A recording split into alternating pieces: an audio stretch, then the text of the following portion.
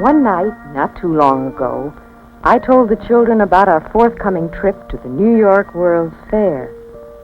Naturally, they wanted to leave the next day, but I explained that April 22nd was still a long way off. Yet I knew that each of them was tucking away bits and pieces of what they were hearing in those special places in children's minds reserved for promised delights. I told them of the giant globe called the Unisphere, of the little cars that would take them all over the fair, of the place where real helicopters would land, of the red umbrella building, and of the giant tire that was really a Ferris wheel. So off they went, each with a pajama pocket filled with dreams that had to wait until April 22nd.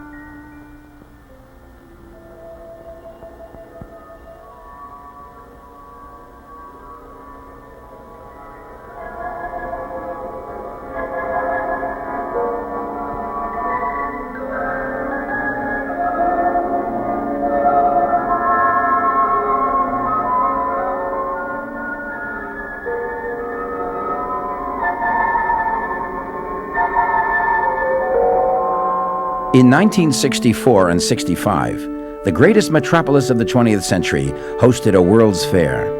It was not like the celestial utopia of Chicago's fair in 1893, nor was it even like the celestial world of tomorrow that marked New York 1939. This was New York 1964, the celestial strip mall, sprawling and noisy, a jumble of art, commerce, and entertainment that somehow turned chaos into a charm. And where else could Michelangelo, Walt Disney, and General Motors share the same stage at the same time with Casey Stengel as the sideshow? And where else could a waffle from Belgium provide the principal memory for fairgoers? Only in New York, and only at the 1964 New York World's Fair.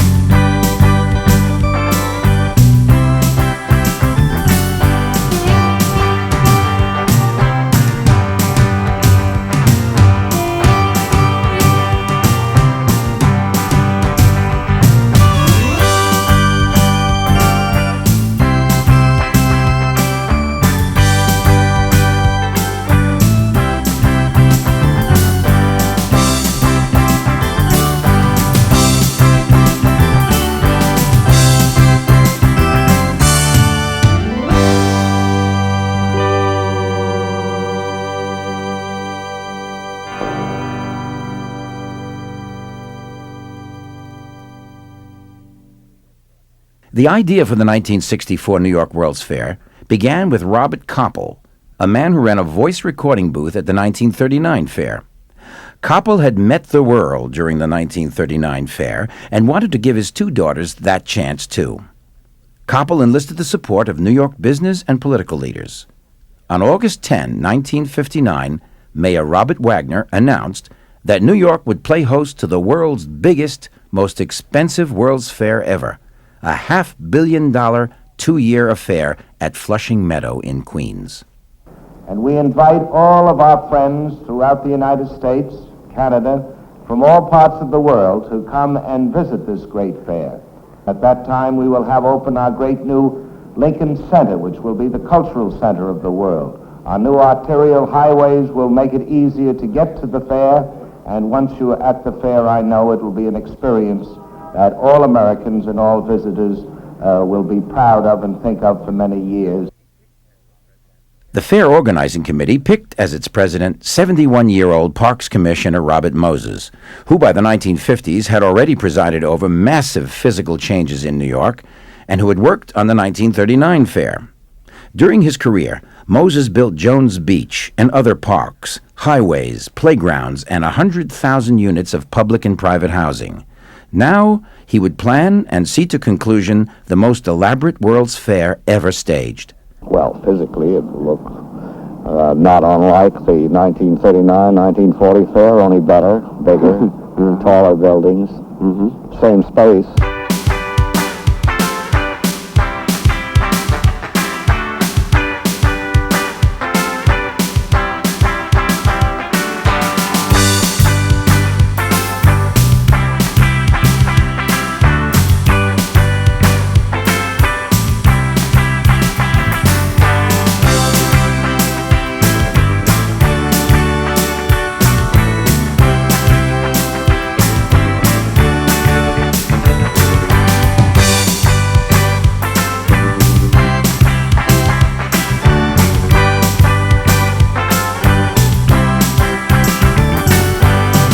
The late 1950s and early 1960s was a time of unprecedented economic strength in America.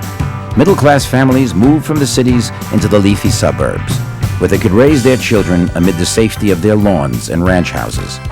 The development of new highways and jet aircraft made going places easy and cheap. The optimism and suburban values radiated by President Dwight D. Eisenhower and the 1960 election of the youthful President John F. Kennedy gave planners an almost surreal vision of a perfect America on which to stage the 1964 New York World's Fair. When you think of the 1964 World's Fair, you think of the 60s and you think of the youth culture. Well, this was not a fair of the youth culture, and in some ways it wasn't even a fair of the 60s. It was in many ways a fair of the 50s and that post-war economic corporate boom. And so when you talk about some of the displays and you think about issues like ecology, the fair not only didn't present these new ideas, they actually seemed to be totally oblivious to them. It was an old fair at a new time, and it suffered because of it. The 1939 World's Fair in Flushing Meadow had assumed mythic proportions by the early 1960s. It was America's last universal bash before the Second World War, and nostalgic feelings for it ran deep in the generation that organized the 1964 fair. The 39 fair featured vivid scenarios of a robust world of tomorrow, a world that would include superhighways and television.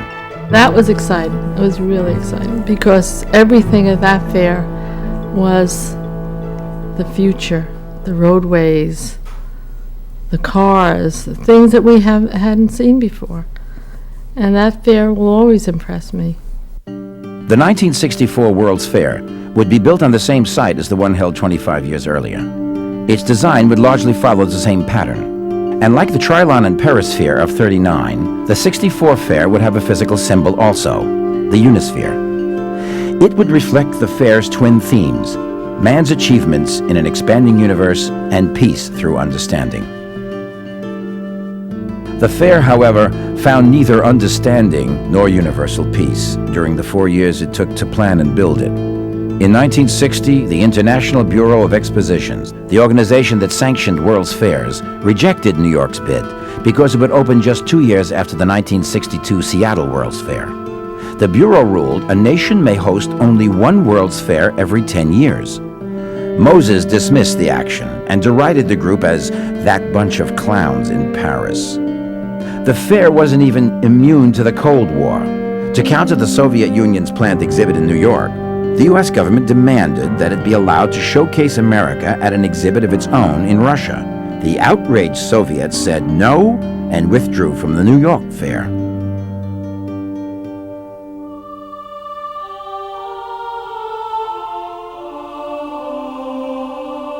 Yet, amid the hostility of the Cold War, the fair did land a major attraction, and it went by the simple name of Pity, or Pietà.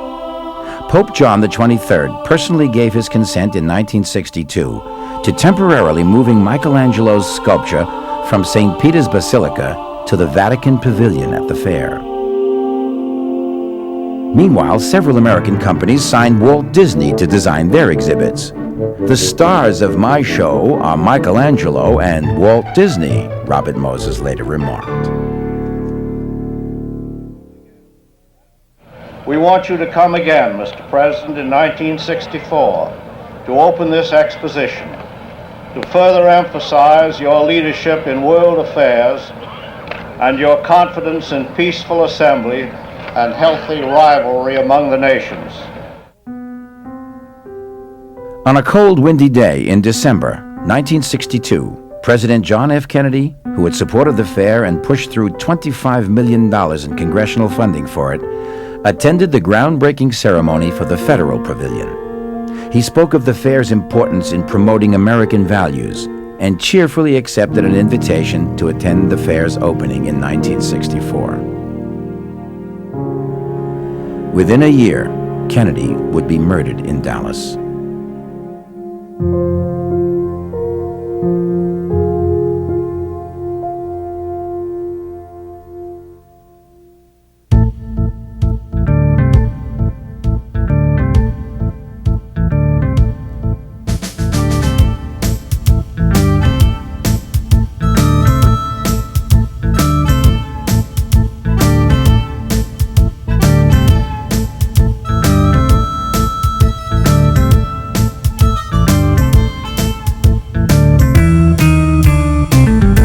Construction of pavilions and exhibits continued at a hurried pace through 1963 and into 1964. It was now promoted as the first billion-dollar fair, thanks to the ability of Robert Moses to wrap highway and Shea Stadium construction costs within the fair's overall budget. In all, 150 pavilions were under construction and a record 66 nations would be represented, despite the international ban. Corporate America prepared major exhibits to showcase products. It was a lightning rod fair. Here was this big, expansive undertaking being staged by this incredible corporate force that had emerged right after World War II, and then they didn't hold back. These pavilions were multi-million-dollar extravaganzas, and this American post-war dream was on display in just incredible profusion. And at the same time, it's encountering a whole new critical force of younger people with different priorities.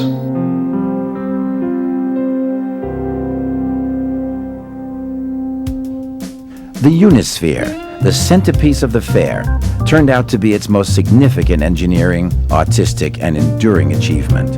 A seemingly simple stainless steel globe balanced on a pedestal was the most difficult of all things to build for the fair. The first detailed consideration, of course, was the base. When we view a 2-foot model of the world from the top side, the base is of relatively little importance. But when people view the Unisphere, the base will be the structure immediately in front of them, rising 20 feet above the reflection pool. Aesthetics here are obviously important, and so Peter Muller-Monk created the design for a 70-ton open sculptured base to convey lightness, grace, and simplicity, and yet keep it engineeringly sound to support a 250-ton sphere. The problem wasn't too unlike fastening a beach ball to a golf tee, if you'll permit a slight exaggeration.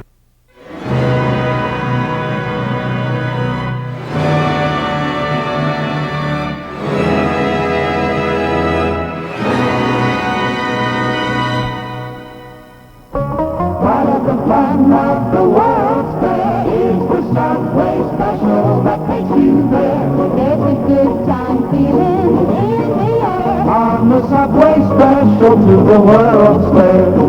Trains are easy to catch anywhere, anytime, night or day. Just pay 15 cents, hop aboard, and you're on your way. Yes. Officials promoted the fair tirelessly and enlisted television, the miracle of the 1939 fair, to attract both the urban masses and suburbanites to Flushing Meadow. The city built new subway lines and painted trains in the official fair colors of blue and orange. New highways laced Queens to cater to the easy-on, easy-off suburban lifestyle. It was a period that saw a lot of marriages, a lot of babies, a lot of families moving to the suburbs, and there was a lot at the fair that catered to the baby boom generation. As the April 22, 1964 opening date closed in, civil rights groups planned massive protests to disrupt President Lyndon Johnson's speech and to keep crowds away by blocking traffic. Wildcat labor strikes and the deaths of 2 workers in a construction accident, meanwhile, hindered completion of the site.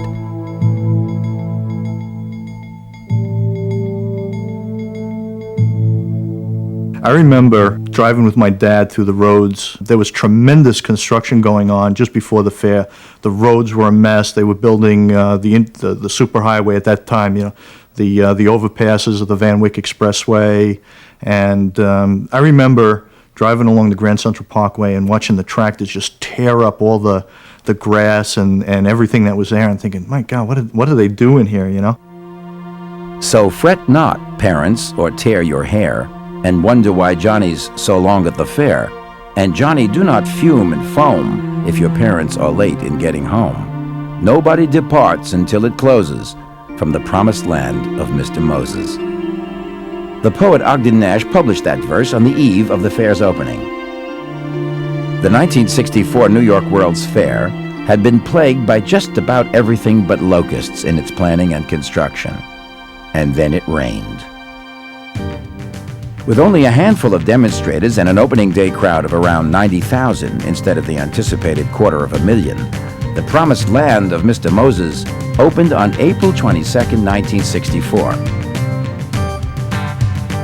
More protests, bad weather, poor attendance, and financial problems would hound the fair throughout its run.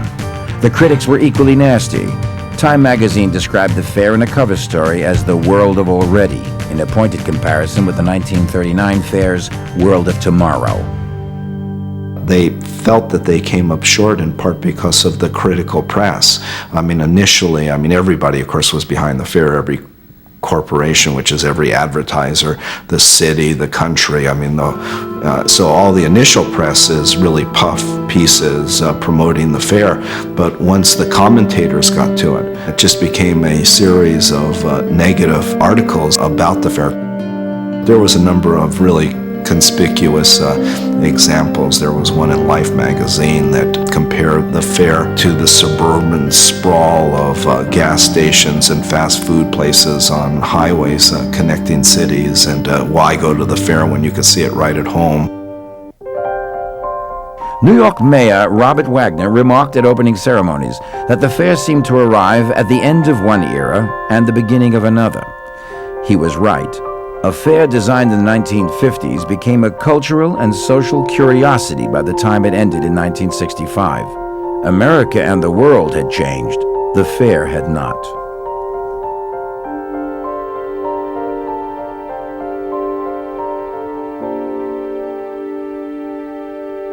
The mid-60s was so jammed with historical stuff, but for a kid, it probably stuck out in my mind even more when they were building the fair.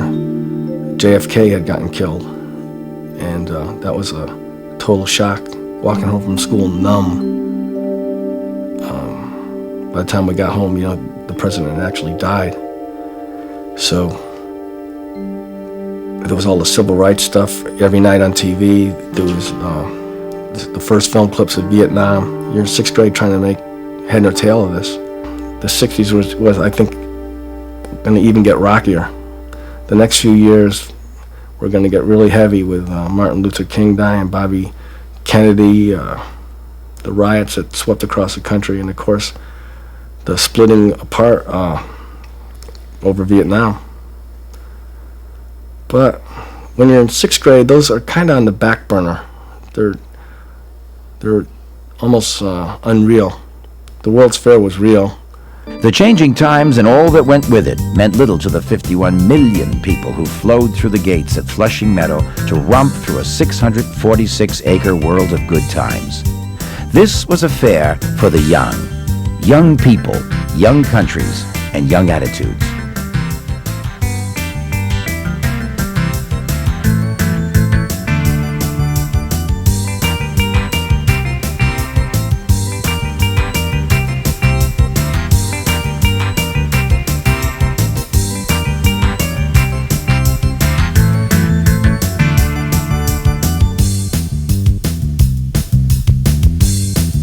The 1964 World's Fair was one of the biggest and most memorable fairs. It was touted at the time as the first $1 billion fair. There was really, as Moses says, something for everyone. There was about 150 really major pavilions and just much more than anybody could see. A lot of people, especially from the New York area, went 30, 40, even 50 times and more. There was so much to say. I went probably hundreds of times. You know, I went with my parents a lot. My school went. I would go with my friends, my family. It was just something that I did. It was like, you don't go to the movies, you go to the World's Fair. I think we attended somewhere in the 70s. We used to keep a record amongst my friends, actually, of how many times we went. It was pretty much an every weekend kind of thing, and once in a while when you could sneak off during the week from school. But certainly there was very few weekends that went by that we didn't show up at least one of the days. In 6th grade, I was secretly and wildly in love with my teacher, Mrs. Pagano. She had done all these amazing things, and she drove a 57 Cadillac with big fins, purple. I wouldn't say she was eccentric, but she was quite a character. At the end of the school year, she asked, please raise your hand if you think your parents will never take you to the World's Fair. So I put my hand up, and so did 3 other boys in the room. She said, I'll see you after class. Went up to her desk afterwards, and much to my amazement, she said, I'm going to take you to the World's Fair. Pinch me. I couldn't believe it. I mean, I'm in love with this woman. It's the end of the school year, and she said we'd sleep over her house, and before I knew it, we were getting ready to go to the World's Fair. The next morning, we piled into that big old purple Cadillac and screamed down towards Flushing Meadows. Radio blasting, and she smoked cigarettes, windows down, and it was astounding. 12-year-old Dominic Tucci of Port Washington, New York, ran away from home, sneaked into the fair, and lived there for 9 days in May 1964. He slept in various pavilions and bought food with coins retrieved from fountains. When asked how he managed to stay there undetected so long, Dominic said, "It's the cinchiest fair to get into." And he wasn't the only one who breached the fair's gates.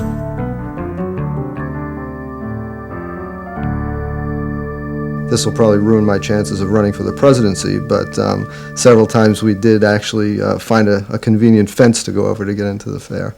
And I do remember, because of the kinds of fences that they had, which were kind of modified barbed wire at the top, I do remember as 3 or 4 of us got over, and the last one, who was Tootie Wills, we used to call him Clunky, used to, because he used to be a mishap wherever he went, tried to go over the fence and tore his pants as someone was finding out that we were actually sneaking over the fence. So we just ditched him and ran as fast as we could and left poor Tootie with half of his pants torn apart and enjoyed the rest of the day. Old Tootie Wills went the other way and didn't have any money. That's why we were sneaking in, so he couldn't get in that day. And we met up with him that night and laughed about the whole thing. Officials worried that the fair's nighttime activities had turned it into a hangout for teenagers. In response, they increased security. The teenagers ignored both the city police and thousands of private Pinkerton guards. "We're looking for girls," said one teenager at the time. I remember saving my money from a newspaper route, and I saved it for like a month. And that day, when I picked her up, I had like $20 in my pocket. And I was so rich that day, it was unbelievable, you know? And there I am, I'm the big guy, I got the $20 in my pocket, and I didn't even make a ride or bike to the bus. We walked to the bus, and we spent the whole day at the fair, and I got my first kiss, I remember, in the Coca-Cola pavilion, waiting on line to get in. You know, it's one of those things that I just like clearly remember from the fair.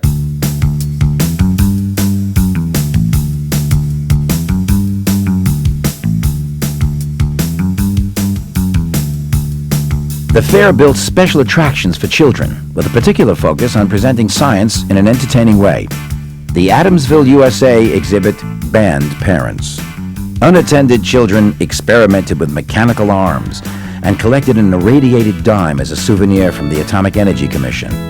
It was an exhibit where you gave them a dime, they ran it through some uranium-type isotopes, and they gave you a disc, a blue disc, as a souvenir charm. And believe it or not, I've kept one of these irradiated dimes in my pocket for the last 32 years.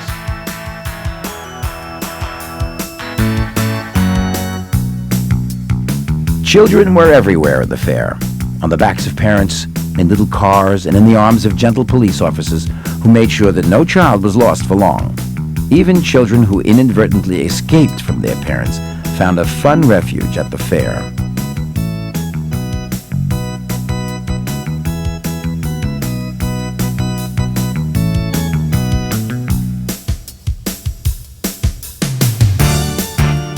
Even with entertainment as the focus of many serious exhibits, Robert Moses refused to build the great midway of amusements that had become the top attraction of past World's Fairs.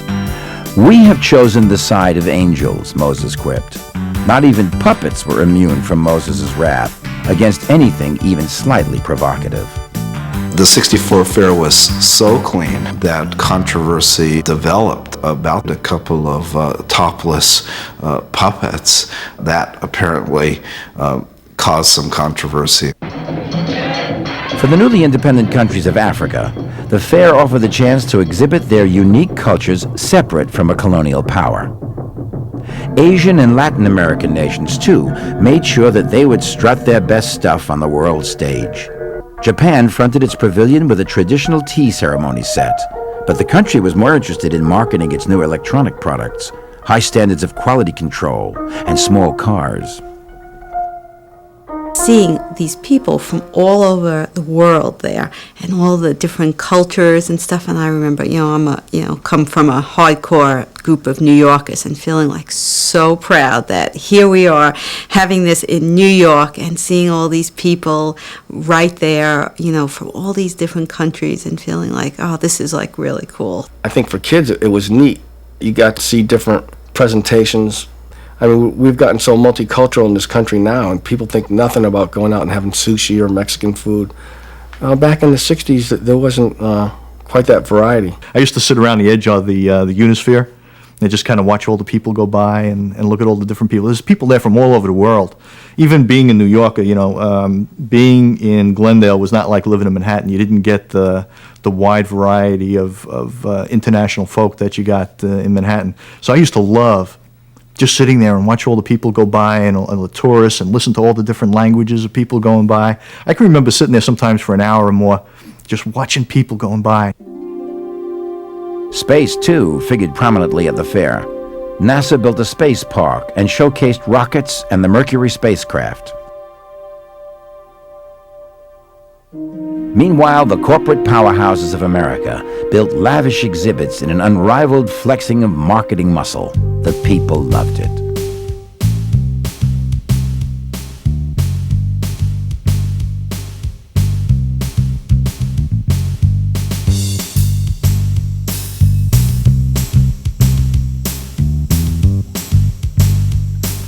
Travelers Insurance mounted an elaborate exhibit devoted to the triumph of man.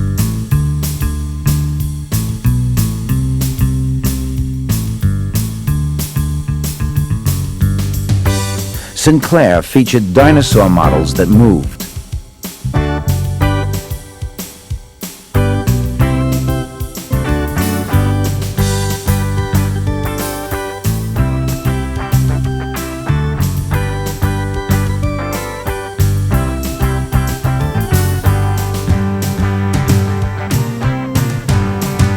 IBM promoted its new Selectric typewriter on one hand while showcasing the promise of computers with the other.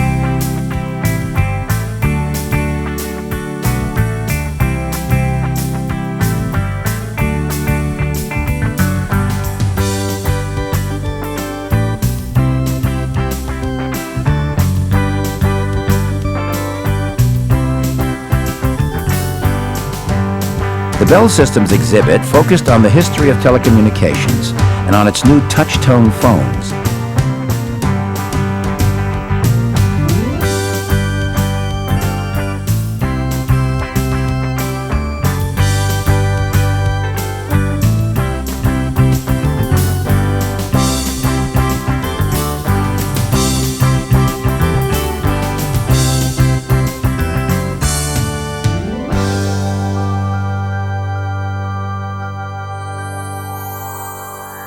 Yeah, the push-button phone. I remember that. Yeah. I'd never seen a push-button phone before. And when we were waiting for the tram to take us back to our hotel, they had 3 or 4 phone booths, and they all had push-button phones in them. And I thought it was a toy phone because real phones couldn't have buttons on them. And I went over and I was just playing on the phone. That was probably one of the most fun things that I had to do because I could play with it rather than just sit there and watch it. And now, I mean, nobody's ever heard of rotary phones.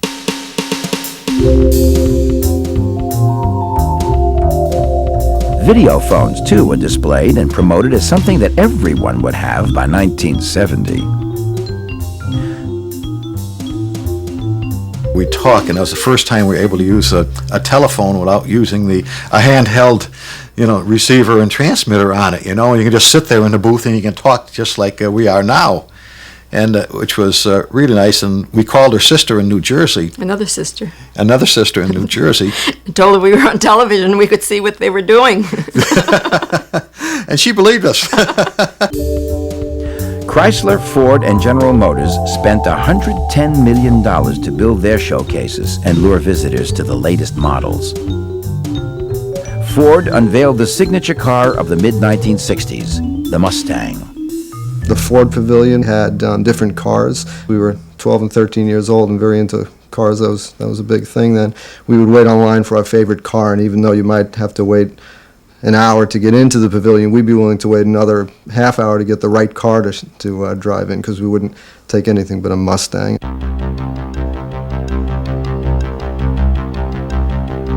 General Motors sought to repeat its 1939 Futurama with Futurama 2.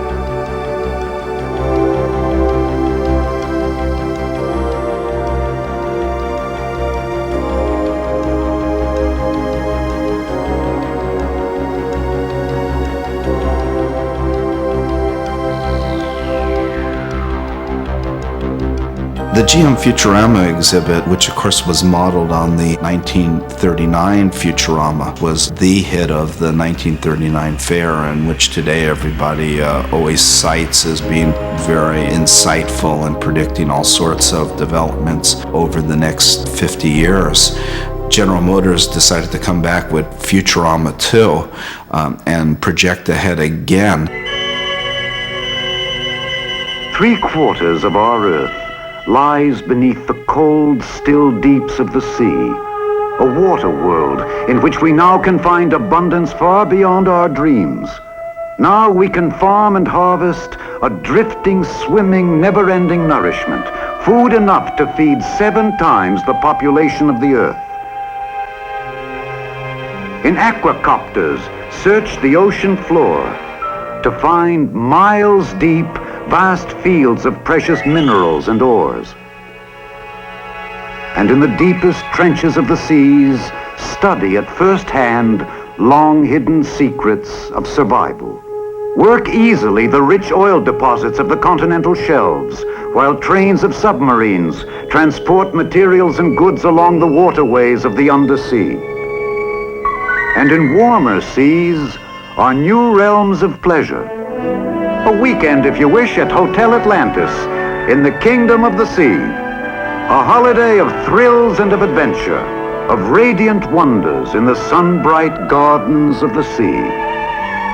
A very nice young man called in and wished to make a hotel reservation in the underwater hotel, which was this was demonstrated in the Futurama exhibit. In some ways it's personified by their jungle road builder, which was a giant machine that could go foraging through jungles and forests, chopping down trees and leaving a road in its path. Today, these sort of things are very easy targets for a more ecologically minded age. That was a flaw in a lot of the technology that was put forth in '64.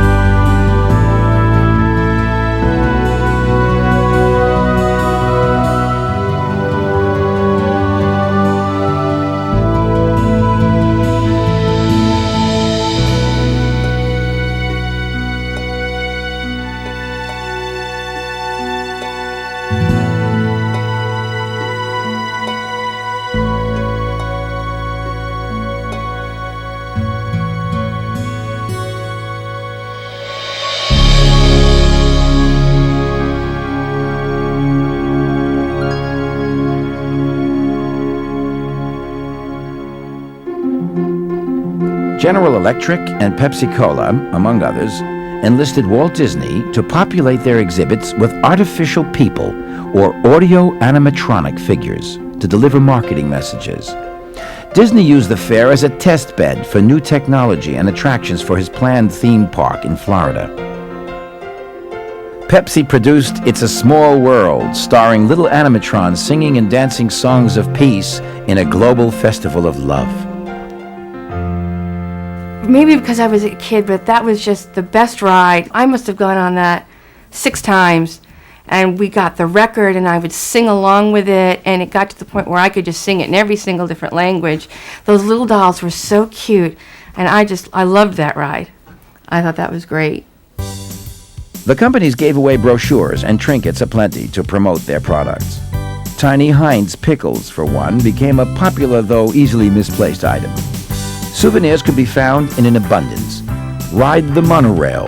The box that served as a seat became an instant souvenir. Balloons, t-shirts, model cars, and many other tacky but hardly trendy artifacts became objects of desire among fairgoers. Who wouldn't want to buy a hat with a feather in it to parade around the fairground?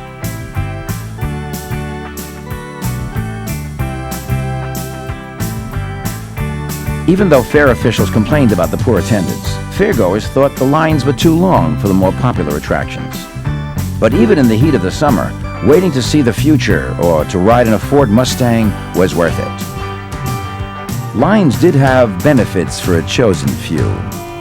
It was in August of '64, and 2 neighbors and I went to the fair, and we ended up in the Clairol exhibit. And coming out of the exhibit, there was a photographer with a camera tripod, and he stopped me and asked me if I would be interested in doing some more pictures if these that he was taking turned out. He said, chances are you'll never hear from me again because we're taking hundreds of pictures. So I proceeded to forget about it and went home, and a couple of months later we got a letter in the mail asking if I would come down to their office on Fifth Avenue and talk to them about a film.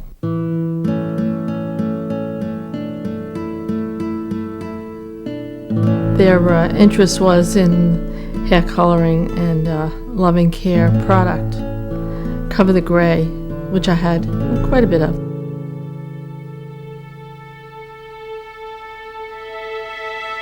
Art might have been third on the list of things to see at the fair, but great and interesting works could be found everywhere.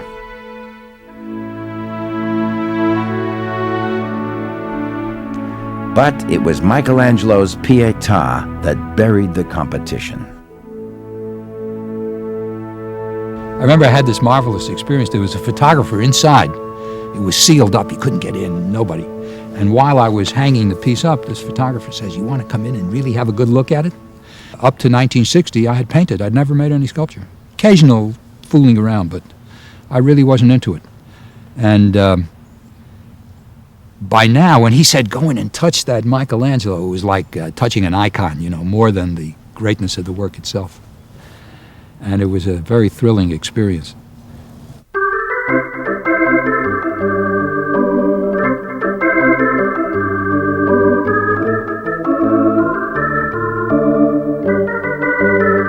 Just outside the fairgrounds at Shea Stadium, Casey Stengel and the amazing New York Mets showcased their brand of art and entertainment. There was no better sideshow to the grand doings in Flushing Meadow.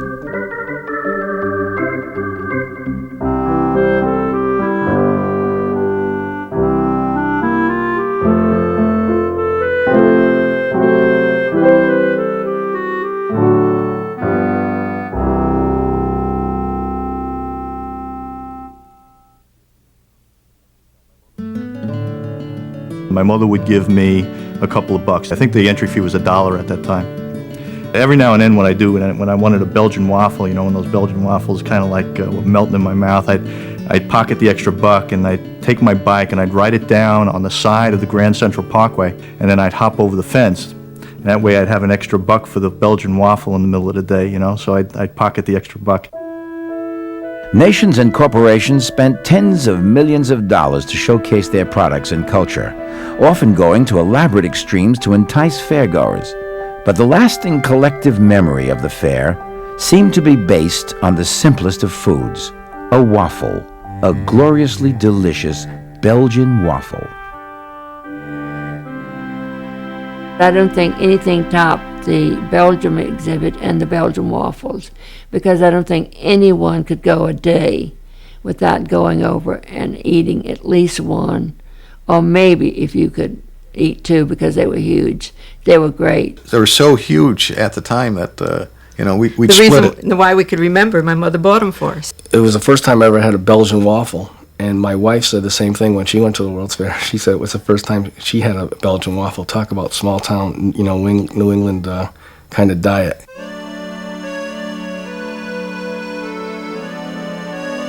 I have been trying to replicate that taste now for the 30-plus years it's been since I was at the fair. I've tried Belgian waffles in different countries all around the United States, and that is a memory that I've not been able to replicate, that I believe I should be able to, because it seems like such a simple request. But that was an incredible taste. It was exactly $1, I remember it well, and never a day went that we didn't have a Belgian waffle at the fair.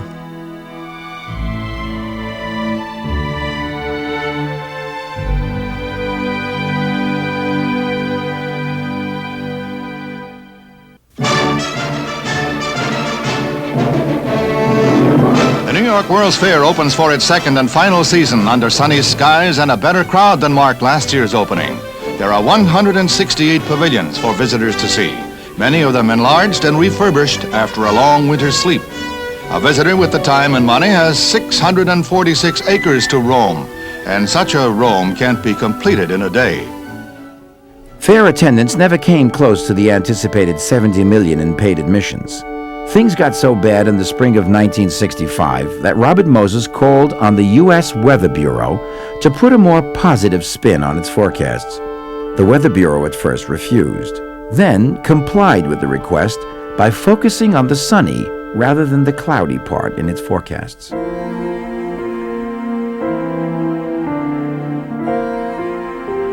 As the fair approached the end of its 2 years in Flushing Meadow, however, something changed. People started to come in huge numbers. Daily attendance doubled as the fair's end in October loomed on the calendar.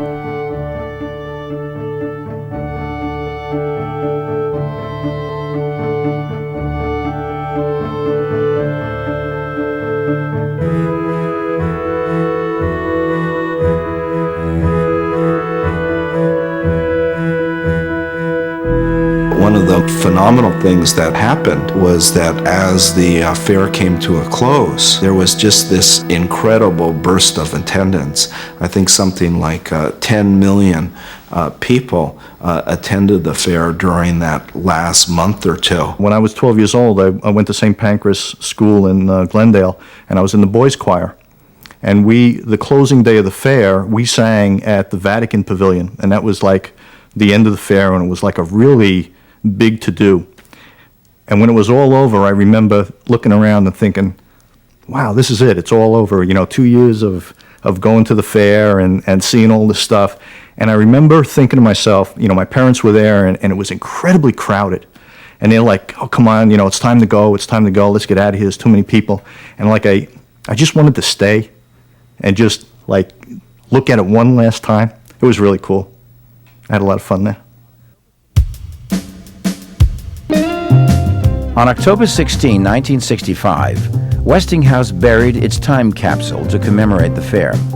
The cylinder included a Beatles record, a bikini, Polaroid camera, electric toothbrush, transistor radio, credit cards, birth control pills, and dozens of other items. Westinghouse announced that it would be open in the year 6939.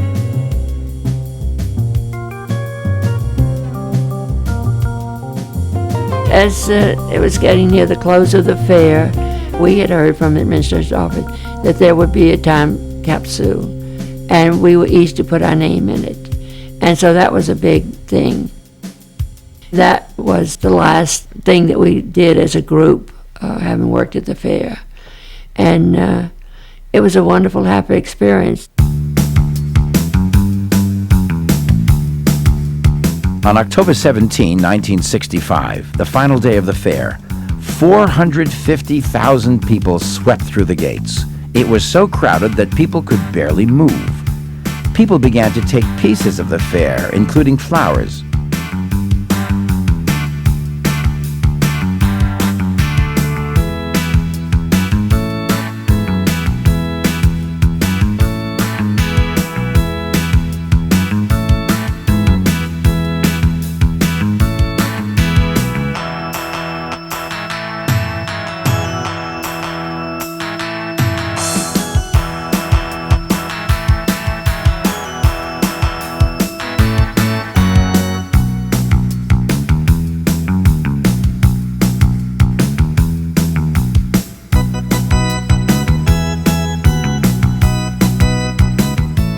At 2 a.m. on October 18, 1965, the fair closed its gates.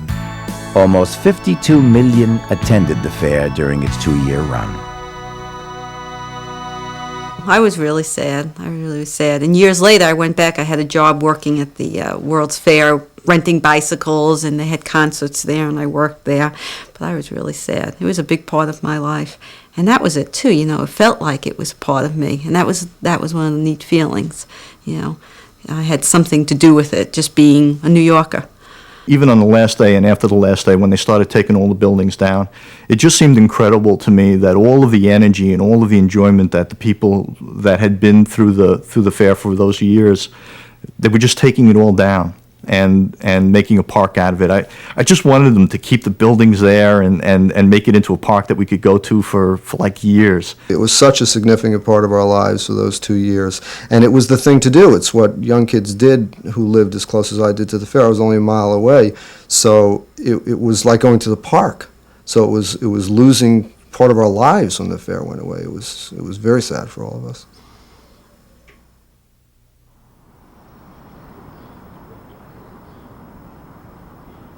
In later years, my buddy and I, we used to go bike riding. I would ride from where I lived in Queens, even when I was in my 20s and 30s, and we would bike down Yellowstone Boulevard and do a couple circuits around the lake there, and then go through the park itself. And even at that point, I would ride through the streets there, and I could remember where all the pavilions are, even though it was just grass now. You know, I'd say, oh yeah, that's where Bell Telephone was, and that's where the IBM pavilion was, and that's where the GM building was. I used to love just riding around there and reminiscing as I rode around on my bike.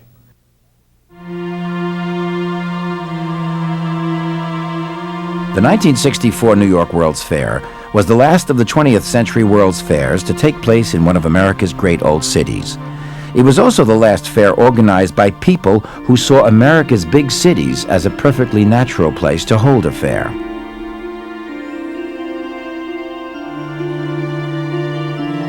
Scholars may debate the 64 fair's merits and place as a point marking the end of one era and the beginning of another. This fair defies such lofty examination. It was really about fun, about being young and free, about sneaking into the joint and scraping together just enough allowance money to buy a Belgian waffle.